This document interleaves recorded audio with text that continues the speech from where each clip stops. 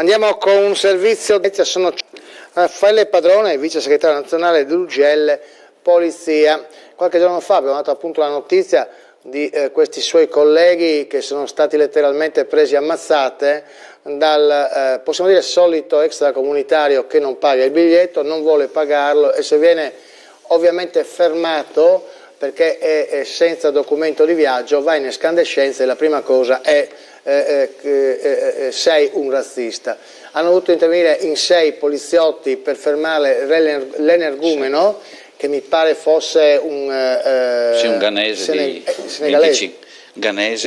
25 anni. Ma dove si sta andando? Dove si sta andando? Per quanto riguardano le nostre disposizioni e i nostri protocolli di intervento, si ricorda quando avevamo e avevo insieme a lei visto lontano, nel momento in cui scoppiasse quello che c'è già nella nostra società, questa escandescenza di queste persone che si sentono in Italia, perché basta fare 30-40 km, anche adesso che andate magari in vacanza qua vicino, in Croazia, provate ad andare a 30 all'ora se c'è scritto di andare a 28, o se andate a 50 se c'è scritto di andare a 51. Allora il problema è che in Italia tutto è permesso, lei l'ha detto ieri sera, io l'ho seguita nella sua presentazione del libro, purtroppo tutto è permesso, nel senso che sono molto più tutelati gli stranieri che sono qui, che arrivano, gli stranieri, i clandestini che arrivano in Italia, perché giustamente lei parlava ieri di questi ragazzi che si individuano in profughi di guerra, afghani e, come diceva lei, pakistani, non credo ci sia la guerra, o meglio, c'è sempre stata la guerra nei confini.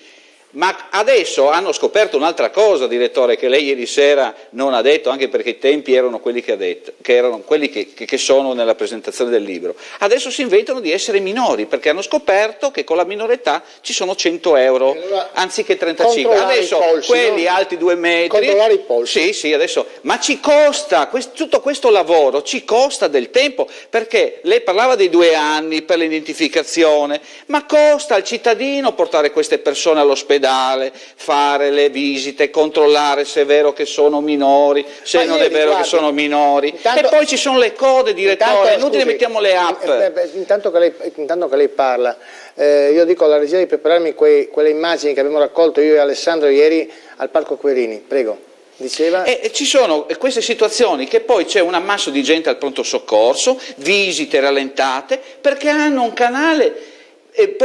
Hanno un canale tutto loro per essere visitati, direttore. Allora, questo non lo sapevo. Sì, hanno un canale tutto loro per essere visitati, perché lei provi a fare del male, perché questi sono anche sono autolesionisti. Se noi li portiamo dentro, lei parlava prima delle bancarelle, delle cose, noi li portiamo dentro, l'accattonaggio non è vietato.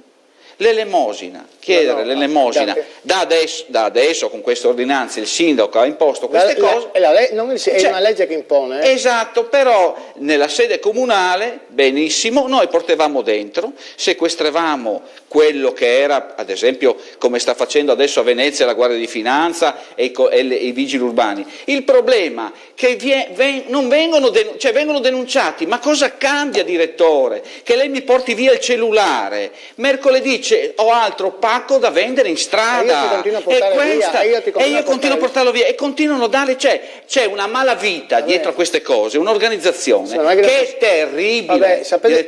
Direttore. Questi signori qua che abbiamo visto al Parco Querini, hanno detto che la polizia ha portato via tutto a loro, addirittura anche le scarpe. Hanno detto loro, non è normale. Sì, non è normale, però ieri non è questi, se non a Milano. Questi si informi chi ha portato via le scarpe ai profughi. Allora. Casomai se vediamo un poliziotto con le scarpe di. Loro hanno detto. Anche ci denunciano. Loro hanno detto che per avere i documenti devono aspettare 2-3 mesi. Loro hanno detto questo, che si trovano. Sì, io rido, direttore, ma lei capisce. Loro hanno detto che si trovano in quella situazione al Parco Querini, sono in 50, perché devono attendere 2-3 3 mesi per avere i documenti dalla questura. Sì. In questura si lavora poco, hanno detto loro, Benissimo. fanno 2 o 3, 4 al massimo persone al giorno, andate a chiederlo, e addirittura portate via loro i vestiti e anche le scarpe. Ecco, e così li utilizzeremo. Non so, ma... Sì, no, io, direttore, No, non chi mi, dico lei? non mi meraviglia più niente. Prima o poi troveremo a sto punto qualche collega. Allora, io spiego anche a quella persona che ha postato sul mio profilo. Lei poi mi corregge.